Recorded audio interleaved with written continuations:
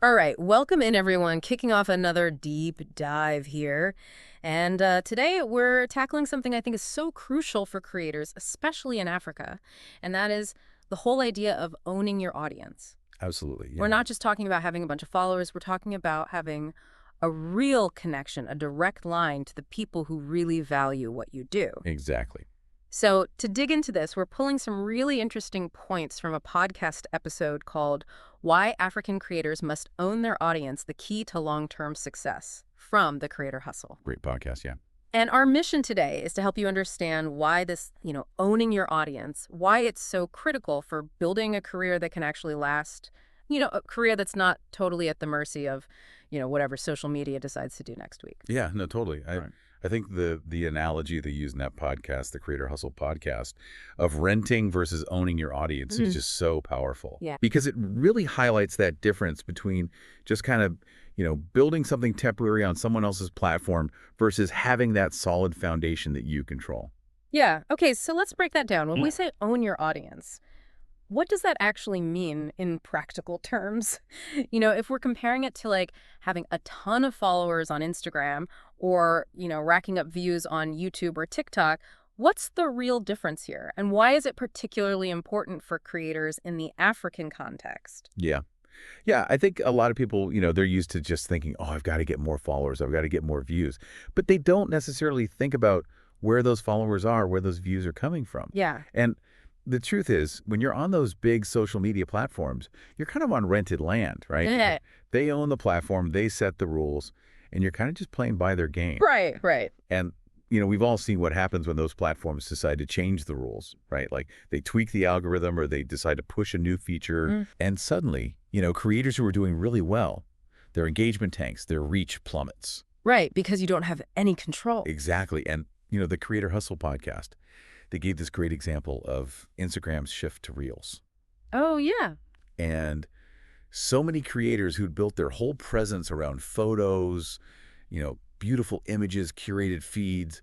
Suddenly the algorithm was like, nope, video is king now. Right. And their audience was still out there, but they couldn't reach them in the same way anymore. Right. It's like you build this amazing house, but it's on, like you said, rented land. And the landlord can just come in and be like, actually, we're putting up a parking lot here now. Exactly. And you're out of luck. So if that's what renting looks like, what does it mean to actually own the land? What's the alternative here? Well, owning your audience, it really comes down to building those direct connections with your fans. Okay. Like creating channels where you're communicating with them directly, not relying on these big social platforms as the middleman. And the source material, they talk about Sponzar as a really good example of a platform that's doing this in Africa. Okay. Yeah. It's like, yeah. Instead of just having followers who are passively consuming your content, you're creating a community, Yeah. You're building relationships. And that's where things get really interesting.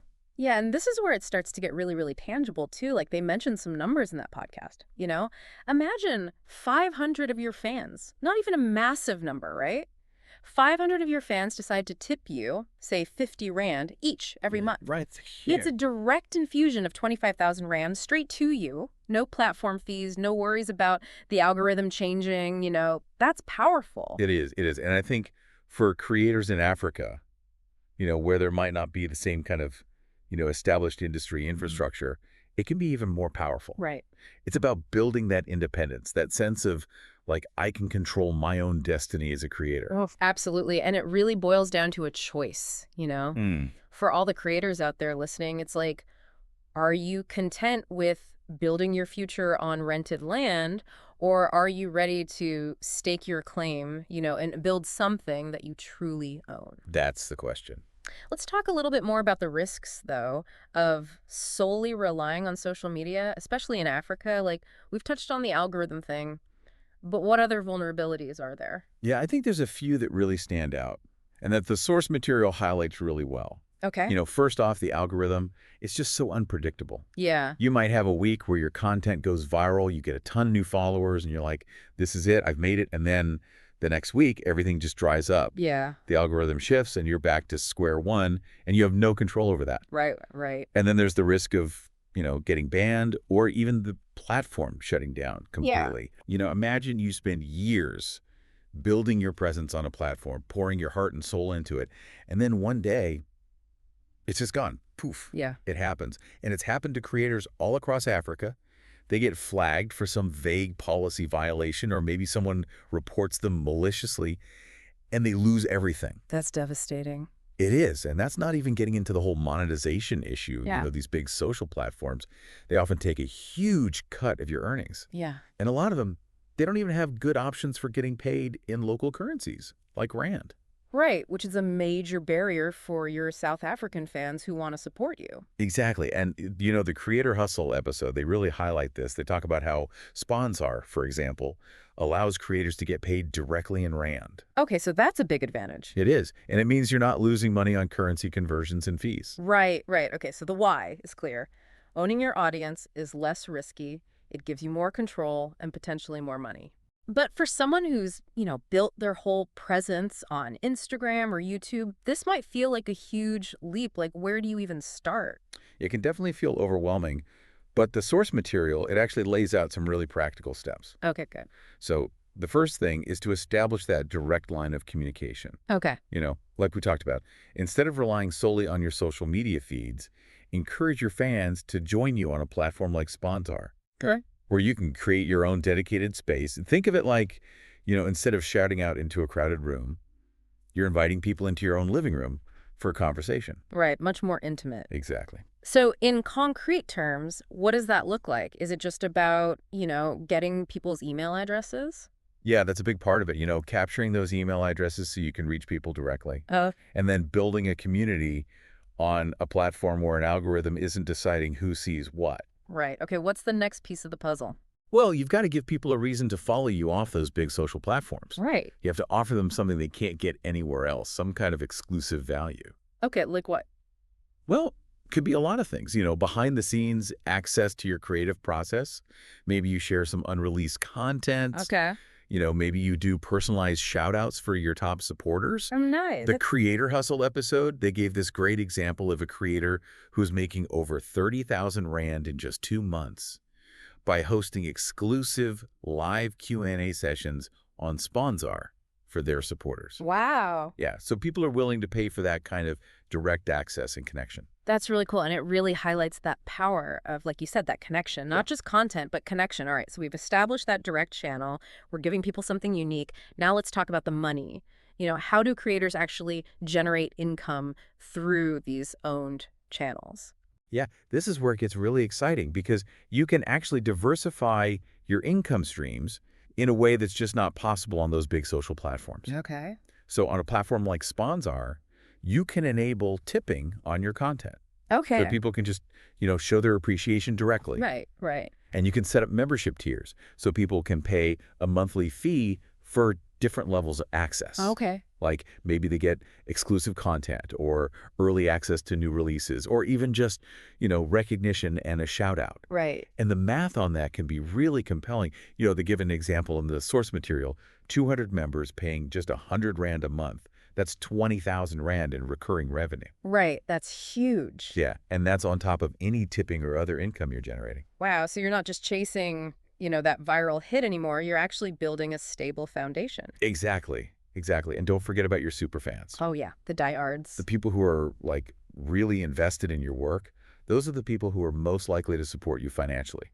Right. So offer them some VIP experiences. Maybe they get one-on-one calls with you or early access to new projects or just, some kind of special recognition. Right. Make them feel special. Exactly. Because they are special. They're the engine that keeps everything running. That's a great point. And, it's one thing to talk about this in theory, but the Creator Hustle episode, they actually share some really inspiring stories of African creators who are doing this successfully. Yeah, those are the stories that really get me excited. Me too. Because they show that this isn't just some pie-in-the-sky idea. It's actually working for people. Absolutely. So tell us about some of those success stories. Well, there's this independent musician in South Africa. She decided to start doing exclusive live-streamed performances on Sponzar just for her paying fans. And in just 3 months, she made 50,000 rand. Wow. Yeah. And the key thing there is that she bypassed the whole record label system. Right. So she's keeping a much bigger share of the revenue. Exactly. And then there's this YouTube creator who moved his audience over to Sponzar and started a membership program. Okay. He only had 300 members, but they were each paying 70 Rand a month. So he was making a consistent 21,000 Rand every month. Wow, that's impressive.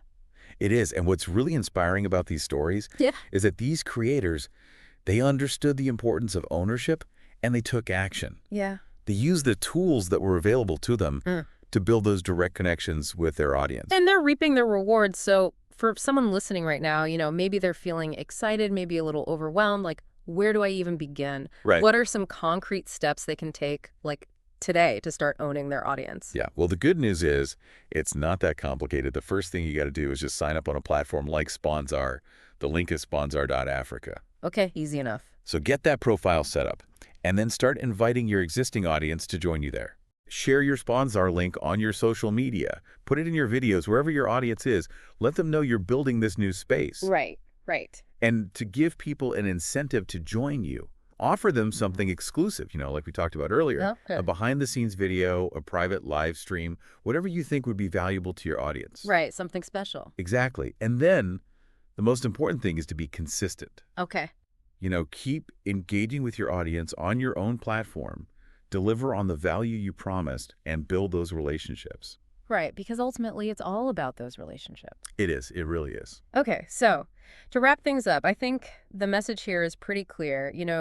For African creators who are serious about building sustainable careers and having control over their own destinies, owning your audience isn't just a nice to have, it's a must have. Absolutely. And platforms like Sponzar, they're making it easier than ever to do this. They're providing the tools, the support, the infrastructure.